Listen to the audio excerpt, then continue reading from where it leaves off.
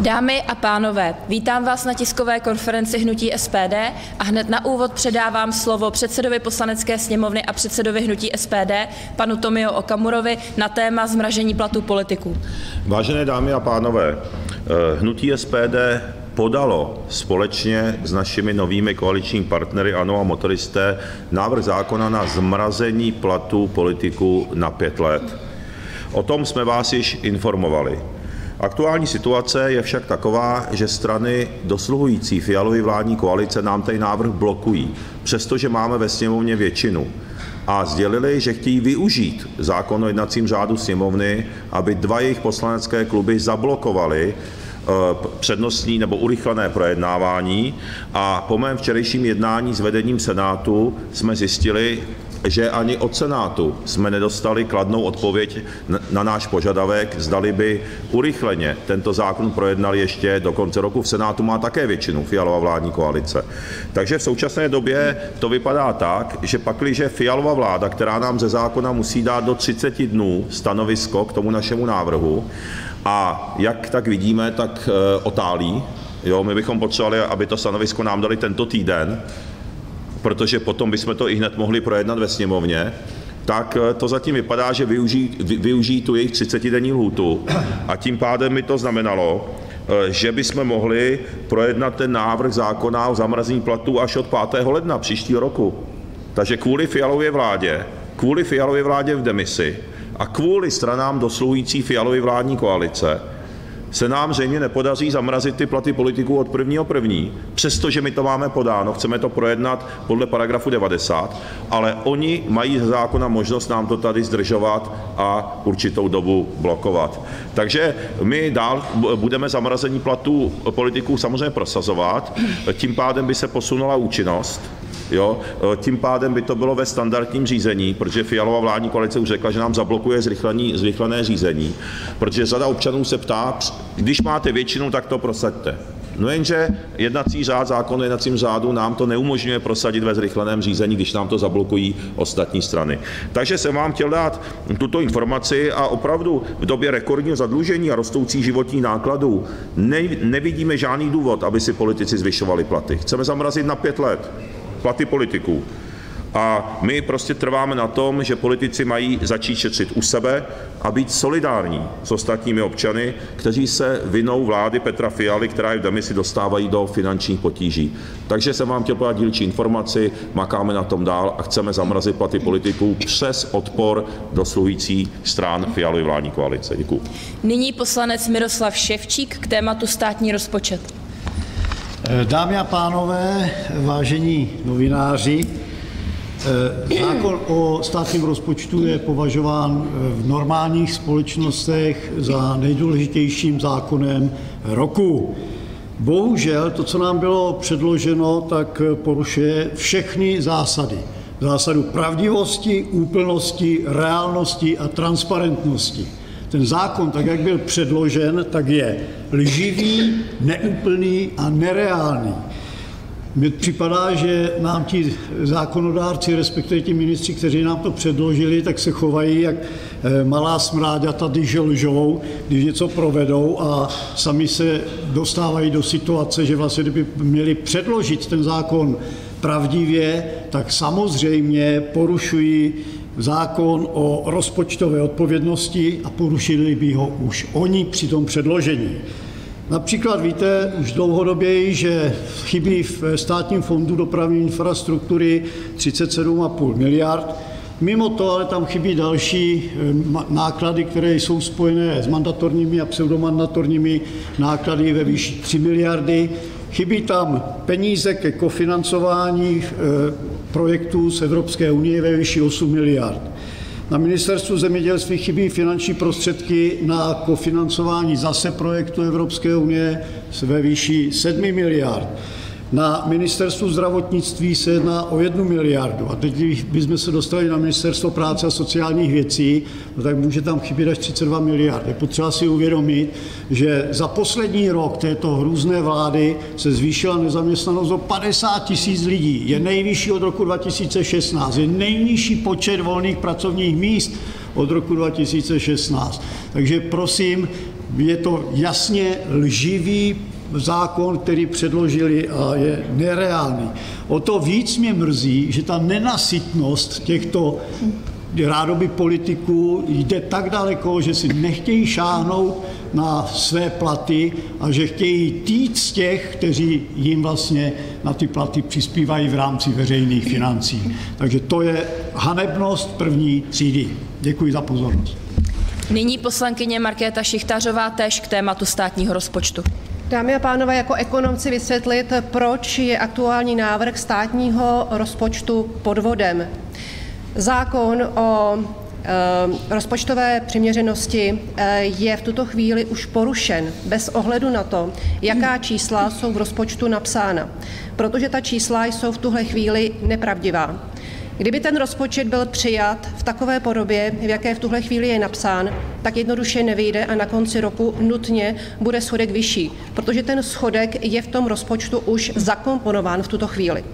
V médiích jsem postřehla, že se mluví o tom, že cílem našeho snažení má být navýšení schodku. To není pravda. Ve skutečnosti ten schodek už vyšší je. Schodek vysoce přesahuje 300 miliard. A cílem našeho snažení je demaskovat tento fakt. A pokud nedemaskujeme tento fakt a neřekneme, jak skutečně ten schodek velký je, tak nebude možno ho během roku dál snižovat. Pokud bychom nevrátili ten rozpočet k přepracování, tak by rozpočtové provizorium trvalo rozhodně delší dobu. Rozpočtové provizorium pravděpodobně bude nevyhnutelné tak jako tak, ale v případě, že vláda poskytne součinnost se státním rozpočtem, potom by se mohlo podařit ten rozpočet přepracovat a navrátit k realitě dříve, než kdyby práce na něm začaly úplně od nuly. Takže vrácení toho rozpočtu k přepracování je důležité proto, abychom byli kratší dobu v rozpočtovém provizoriu. Děkuji za pozornost. Nyní ještě doplní pan poslanec Ševčík. Já tady si dovolím doplnit, protože vidím, že jsou tu zástupci ČTK, tak včera vyšla zpráva, že většinu chybějících peněz na dofinancování regionálního školství 3,2 miliardy získá MŠMT z rozpočtu dalších rezortů. 500 milionů se hledá, to jsem zvědav, kde to budou hledat. To je vidět, že už tento letošní rozpočet byl vlastně lživý a ukazuje to a prohlubuje to lživost rozpočtu, který předložili na příští rok, protože už v té kapitole školství se jasně psalo, že bude chybět několik miliard na standardní, mandatorní a kvazimandatorní náklady. Nyní poslanec Libor Vondráček k tématu obavy z větrných elektráren. Obrací se na nás občané z desítek obcí napříč celou Českou republikou, že se děsí toho, že jim za humny pár metrů za jejich barákem postaví větrníky. Sbírají podpisy na vypsání referend, zakládají spolky, snaží se tomu zabránit. Ovšem ten zákon, který byl předložen končící Fialovou vládou, umožňuje, aby pokud se vyhlásí akcelerační zóny na úrovni krajských zásad územního rozvoje nebo politiky územního rozvoje, tak umožní tyto větrníky, tyto obrovské větrníky stovky metrů vysoké budovy stavět kousek za barákem lidí. Ministerstvo životního prostředí naprosto zlehčovalo dopady na život lidí, dopady na zvěř, dopady na přírodu, snažilo se urychlit tyto stavby a právě protože ten zákon napsalo tak špatně, jak ho napsalo, tak my pracujeme na tom, aby se ty dopady změnily, aby se buď to odložila účinnost, nebo aby se právě napravilo to, že referenda, která občané vyvolali, aby zastavili tyto stavby, budou v podstatě přehlasována těmi akceleračními zónami. SPD i ostatní strany fandí přímé demokracii a považujeme to za naprostý výsměch, když občané odvedou obrovský kus práce, aby to referendum vypsali, aby tomu zabránili, že pak někde nějaký ministr nebo nějaká jiná osoba, která vyhlasuje ty akcelerační zóny, tak prostě toto referendum jakoby nuluje a my jsme jako klub v tom minulém volebním období byli jediní, kteří si všimli tohoto rizika, hlasovali proti tomu a o to více se budeme snažit, aby se občané nemuseli bát, že navzdory jejich hlasování a snaze a spoustě práce tam tady tyto budovy vzniknou. Nyní poslankyně Lucie Šafránková k tématu sraz sudetoněmeckého Landsmannschaftu v Brně. Dobrý den, dámy a pánové. Jako poslankyně za Jihomoravský kraj a zároveň Brňačka říkám naprosto jednoznačně, že sjezd sudetoněmeckého Landsmannschaftu do Brna nepatří. Jde o organizaci, která dlouhodobě usilovala o revizi Benešových dekretů a poválečného uspořádání. V městě, které za okupace zažilo popravy, vyhánění a bolestné ztráty rodin, je pořádání takové akce nepřijatelné a zároveň hluboce necitlivé. A tady bych třeba dodala v Brně Kounicovy koleje, na které chodíme každý rok a všichni tam klademe společně květiny. Tento sjezd má být v roce 2026 součástí festivalu pořádané spolkem Meeting Brno, který je vedený zastupitelem Brno Střed Petrem Kalouskem a zároveň předsedou Žít Brno. A tady bych ještě ráda řekla, že dle včerejších informací z médií, tak Žít Brno pro další volby se spojí společně s Piráty a Zelenými. Spolek má na roky 2025 až 2027 přidělenou dotaci města Brna ve výši 9 milionů korun, pro kterou hlasovala celá současná koalice v Brně pod vedením ODS. Jediné SPD toto nepodpořilo. Současně má spolek i víceletou dotaci od Jihomoravského kraje ve výši 6 milionů korun. A nyní to nejdůležitější. SPD bude bojovat za to, aby se tento sjezd v Brně ani nikde jinde v České republice neuskutečnil. Jsme si vědomi toho, že organizátoři mohou shánět finance z jiných zdrojů, ale pokud by byť jediná koruna z dotací města Brna nebo Jihomoravského kraje byla použita na tuto akci, budeme nekompromisně požadovat odebrání celé dotace. Tyto veřejné prostředky byly schváleny na kulturní a společenské projekty, nikoli na politické akce, které rozdělují společnost, relativizují historická fakta a zraňují památku obětí nacistické okupace. Pozůstalí obětí a Brno si zaslouží úctu, v žádném případě ne provokaci. Děkuji. No, abych to shrnul, to znamená ten sjezd sudetoněmeckého Landsmannschaftu, co má být příští rok, organizuje organizace, v které figuruje zastupitel a předseda Žít Brno na brněnském magistrátu, respektive brněnské městské části Brno Střed. A zároveň na to tato organizace inkasuje miliony z veřejných peněz daní všech občanů. Aby to zaznělo. A pro nás je to nepřijatelné tohleto. Jo? Takže to jsem chtěl ještě jednou říci. Nyní poslanec Jindřich Reichl na téma čtvrteční mimořádná schůze. Děkuji, já jenom ještě doplním tady paní kolegyni Šafránkovou v tom, že ten právní aspekt je naprosto zásadní, který má implikaci nejenom z hlediska minulosti, ale zejména z hlediska budoucnosti. Prostě sudetoněmecký Landsmannschaft se nikdy nevzdal svého plánu prolomit Benešovy dekrety, což by okamžitě odstartovalo celou sérii majetkově právních sporů ohledně veškerých nemovitostí v pohraničí všech našich občanů. To znamená, to je organizace, která je evidentně protičeská, zcela jednoznačně a jasně. A já považuji za opravdu naprosto nemístné, abychom tady hostili tuto organizaci v Brně. A k tomu tématu mimořádné schůze i tady jde zejména o finanční prostředky, protože všichni víme, že ta zítřejší estráda bude naprosto zbytečná, bude se jednat pouze o exibici 5 koaličních poslanců a já jenom připomínám, že každé to zasedání, každý ten jednací den Poslanecké sněmovny stojí přes 4 miliony korun.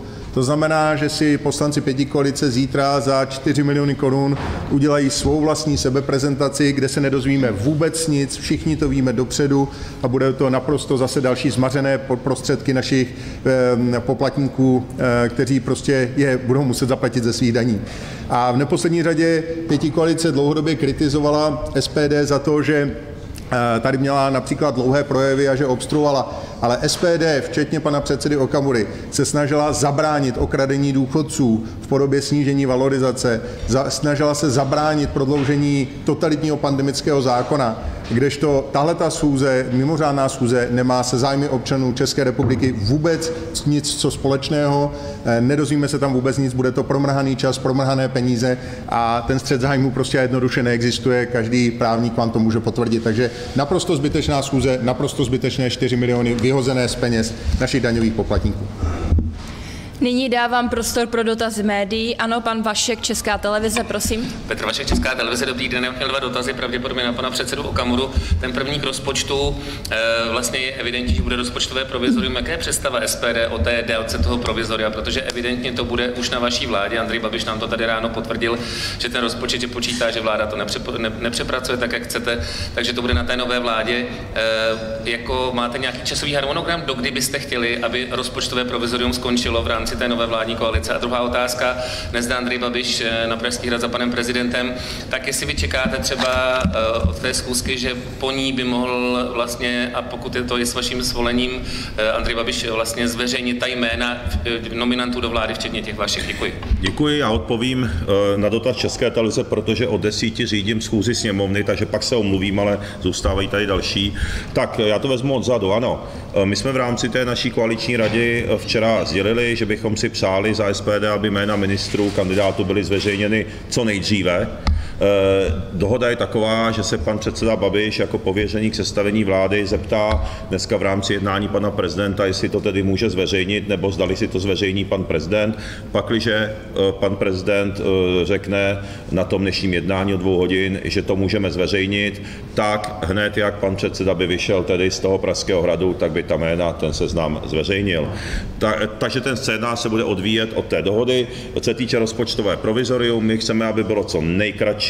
Teďka, jak řekla přesně Markéta Šichtařová, velice přesně, tak teď je na tahu samozřejmě Fialova vláda, protože stále vládne Fialova vláda v demisi. Je potřeba zdůraznit, že podle zákona vláda předkládá rozpočet do Poslanecké sněmovny, nikoli v opoziční strany nebo nějaké jiné strany.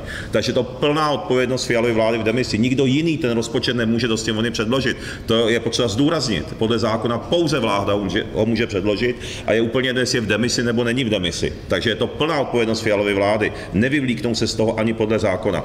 No a samozřejmě v případě, počkáme si na to, co tedy předloží, a potom tedy my bychom připravili náš rozpočet, provizorium by mělo být co nejkratší a samozřejmě bychom to chtěli dát pokud možno už na lednovou schůzi, abychom to projednali, v polovině ledna začíná schůze a musíme začít projednávat. Takže to je ten harmonogram. Takže já se teď omluvím, ale kolegové tady ještě zůstávají na další otázky. Děkuju. Tak další dotaz, pan Kokoška, CNN Prima News, prosím. Dobrý den, Jakub Kokoška, CNN Prima News. Doptám se k tomu rozpočtu, protože vy ho chcete vrátit na úřad vlády k přepracování. Včera premiér Fiala na svých sociálních sítích řekl, že zkrátka nic se měnit nebude. Není to tedy zbytečných těch 20 dní, kdyby už se mohlo měnit v tom druhém čtení v rámci rozpočtu konkrétně, protože jak to vypadá, tak je to takový pohled do slepé stěny. Díky. Já jsem rád, pane redaktor, že jste to pojmenoval, že to je pohled do slepé stěny. To si musím zapamatovat. Já si myslím, že máte naprostou pravdu.